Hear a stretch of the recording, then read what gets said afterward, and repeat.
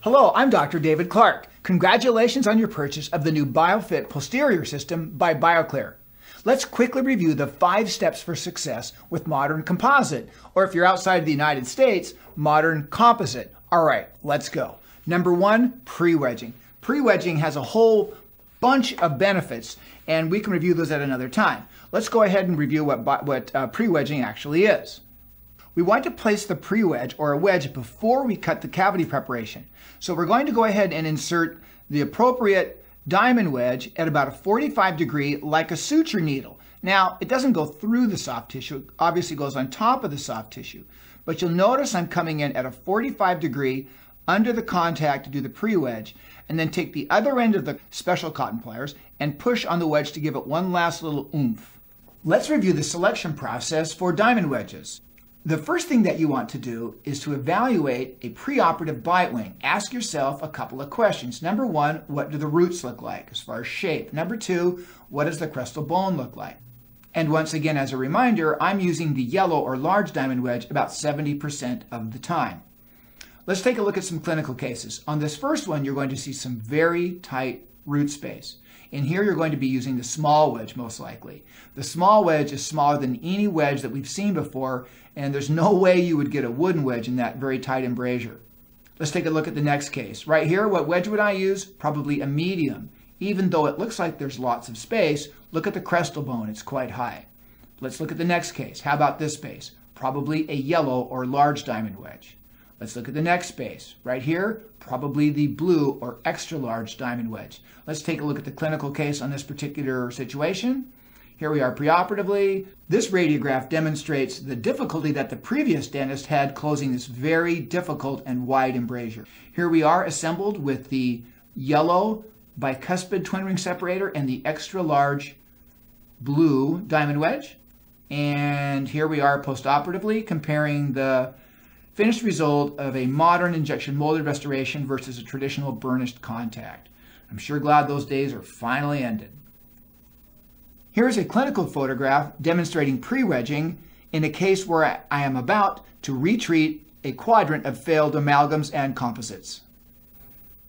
Step 2, pick the appropriate Biofit matrix. Now, once you've cut your cavity preparation, you're going to remove the pre-wedge, and you'll either be able to reuse that pre-wedge, or sometimes you can do progressive wedging and move up to a larger size because you've compressed the papilla and you've also begun to push the teeth apart.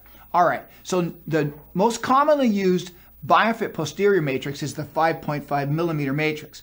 Now make sure and go ahead and slide this in with a little bit of a tilt because it will nestle nicely under the tooth. Step 3, hold and fold the occlusal tab of the Biofit matrix. Once you've inserted the matrix, you want to take that little tab and press it down very aggressively against the neighboring tooth. That's going to bend the tab down, and you want to put good pressure on here to drive this thing as far apically as you can. The next thing you're going to do as you go ahead and reinsert the wedge, you want to take this wedge, and as you're inserting the wedge, make sure and press the tab down with your other finger. So I'm going to use my thumb here for demonstration. You want to keep pressing the tab down and then drive the wedge interproximally this way, and once again give it a push. You want to always hold the tab down because if you don't, the matrix can slide lingually or buccally. It also can rise up. So if you'll just hold the tab down, we put this big fat tab on there to put your thumb on or your other finger on, it will really help that matrix to stay right where you want it. Step 4. What we're going to do is we're going to get our special forceps for the twin ring, and you want to make sure and place the tines of the forcep on the resin part of the separator, not on the metal. You have no power on the metal. You can damage the separator. Place this on the resin portion and make sure to use the appropriate twin ring forceps, not just whatever forceps you have laying around. Okay, and so you'll notice that you have a lot of power with the way this thing is arranged. Now, what we want to do when we place the forceps is you want to place this more like a rubber dam clamp than sort of the old thinking with traditional separators that just sort of clamp on the tooth. This is going to go apically, and it's going to stay very well seated and avoid slip off. So I'm placing the separator on here, and you'll notice I'm placing it fairly aggressively toward the gingiva. And a lot of the doctors are sort of doing it the old-fashioned way and placing it too high. You need to seat it gently against the gum tissue, and you can use gentle pressure to, when you first place it, for a patient who is not anesthetized. You get a little pressure anesthesia and place it gently there. It should have no problem for discomfort. Then the next thing you want to do is rock the separator back and forth like this. Make sure that it's seated fully apically. You're going to have great retention of the twin ring against slip off with this feature. We're almost there. Step 5. Now what we're going to do is we're going to go ahead and expand and appose the matrix. This replaces old-fashioned technique like burnishing. Burnishing has got to go away.